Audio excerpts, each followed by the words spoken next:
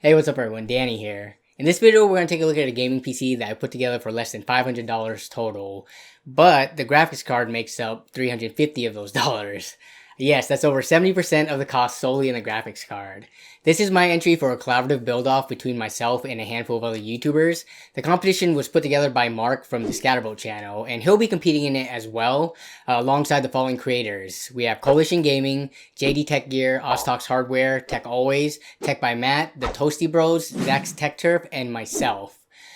This is going to be a big one. I don't think we've ever had a build-off with this many channels before, and the goal was to build the best ray tracing capable PC that we could within a set budget, with the RTX 2060 locked in for the graphics card. So let's check out my entry.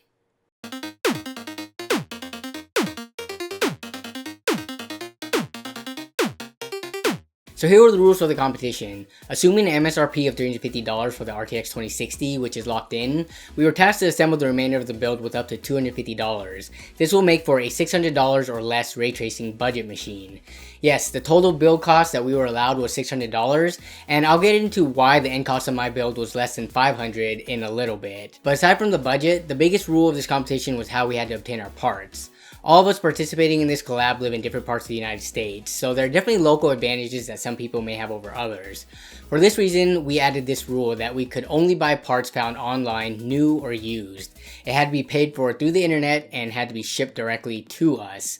This put everyone on a level playing field, and it also serves to showcase deals that almost anyone could achieve regardless of where you live in the US. Hopefully this competition will give some insight to a lot of our viewers out there that do struggle with getting local deals, and show some pretty good online options. There are also a handful of other rules that we decided on to keep things consistent, and I'll show them on the screen right now. Feel free to pause the video if you do want to read over them in detail, but I don't want to bore you guys with too much talking about the rules, so I'm going to move on.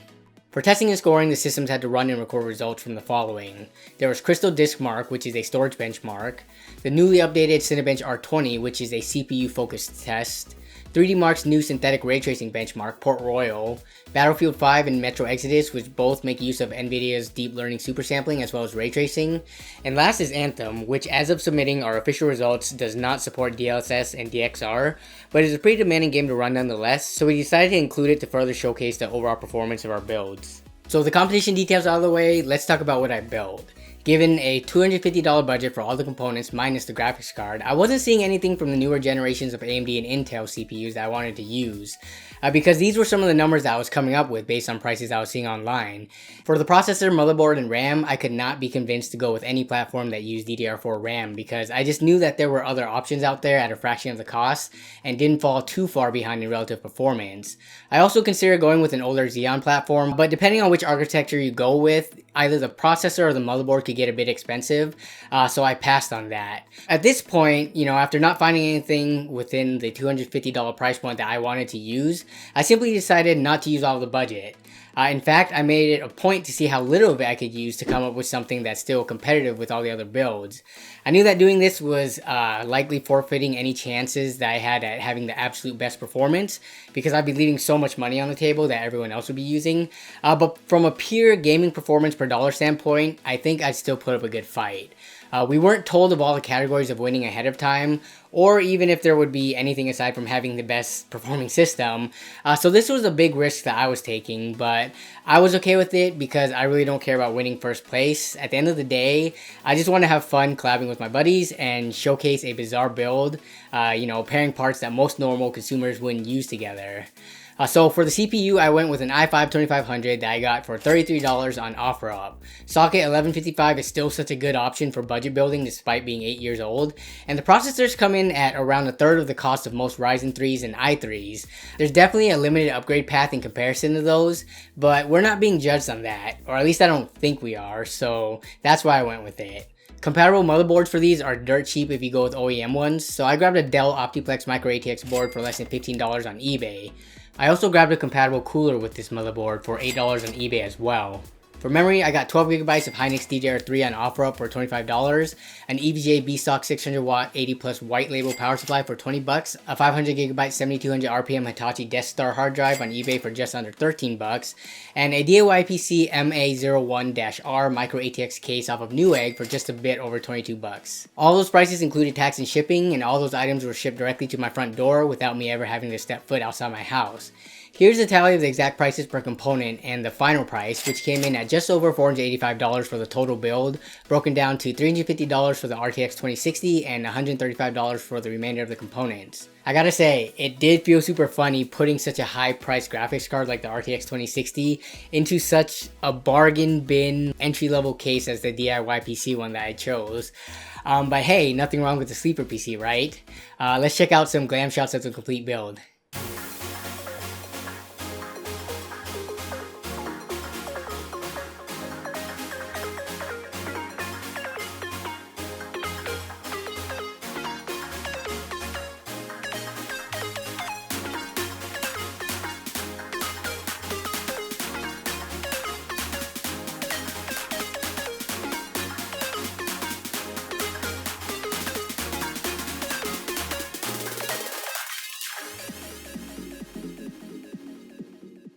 So more than $100 under budget. This means that apparently I don't know how to follow instructions. But let's take a look at the numbers and see how that works out for me. This was my Crystal Disk Mark score. My hard drive didn't do too hot with roughly 77 megabytes per second read and 72 megabytes per second write on the sequential test. The remainder of the scores shown below are various 4 kilobyte random read and write tests, and all mechanical hard drives are going to do pretty horribly on them. I haven't seen enough of these scores from different mechanical drives to really make much meaning of these. These results are typically more useful if you're testing and comparing SSDs.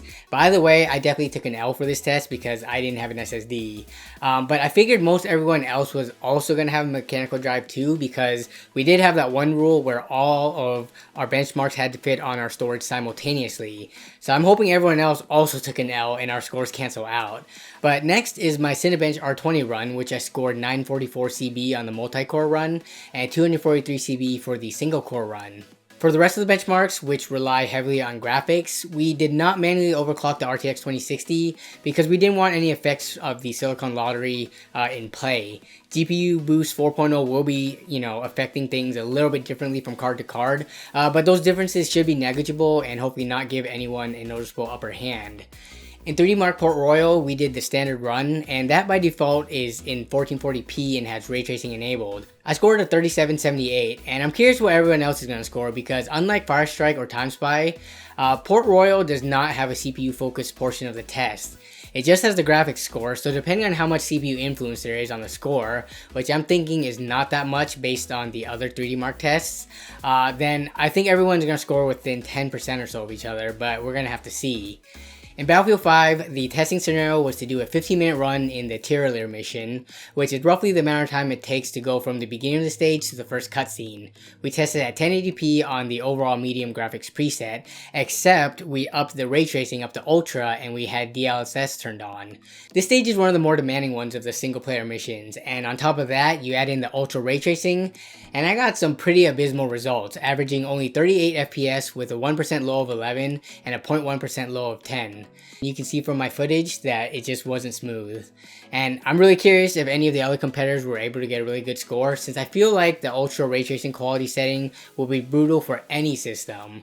In Metro Exodus, we tested at 1080p on the high graphics preset with PhysX and Hairworks off, and DLSS and ray tracing on with the ray tracing quality set to high. We played the first level of the game up to the point where you get picked up by the van and get knocked out, and I scored a very playable 77 FPS average and 38 and 11 for the 1% and 0.1% lows. Gameplay was smooth and I had no complaints here. In Anthem, we were testing at the medium preset. Testing conditions called for playing the Lost Arcanist mission from the start until we hit about 15 minutes of gameplay, and doing that I was seeing an average of 63 FPS, 1% low of 30, and a 0.1% low of 21. I didn't really feel any stuttering or like the system locking up at any point. It was an overall enjoyable playing experience. So given those results, I'd say that the build was able to provide what I would consider a decent gaming experience for less than $500. Except for the Battlefield 5 with ultra quality ray tracing part, that performance was just hot garbage. But it's pretty clear that the i5 2500 was indeed bottlenecking the RTX 2060 in all the games, and I don't think anyone's doubting that because we're talking about like an 8-year gap between components here. But bottlenecks don't inherently make a system unusable or give a bad experience. It just means that something in the system is not being fully utilized to its potential. So yeah, I did leave some RTX 2060 performance on the table, but I also left over $100 on the table as well. Would I recommend this system to someone looking to build a PC? Heck no, but would I put it together for a friendly competition where the premise is already a bit wacky, where everyone is locked into a graphics card worth way more than the rest of the system? Yes, definitely yes. If you want a practical build, you should check out a video that I made prior to this with the main portion of the system where I paired it with a more suitable graphics card and I got outstanding performance for less than $250 for the entire build. But you're not here for a practical build. You knew from the moment you clicked on that thumbnail for this video that there was something up. You wanted to be entertained, you wanted to come here and see YouTubers do battle, to see some ridiculous systems that normal people wouldn't build and how they perform. That's my hope anyway, and I tried my best not to disappoint you all. As for the rest of the competition, I'm not sure if they're going to disappoint or not because as of recording and releasing this video, I have no idea what they're bringing to the table. Everyone has been pretty secretive about their builds, and I'll be watching their videos for the first time alongside all of you.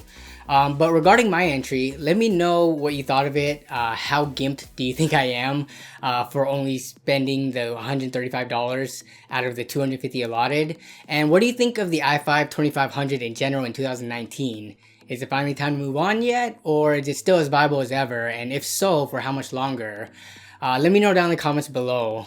Other than that, I'm going to go ahead and wrap up this video. Be sure to check out the rest of the builds from the other channels. I'll have them linked down below as they become available.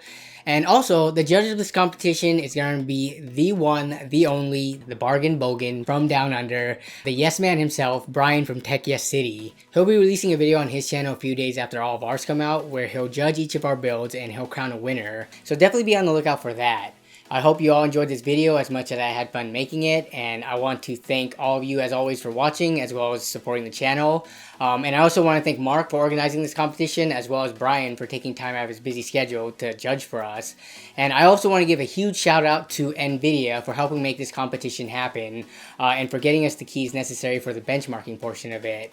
I want to wish good luck to all the other participants. I know I'm definitely going to need as much luck as possible because of the path that I chose to do. But yeah, take care everyone, and I will see you in the next video. Bye.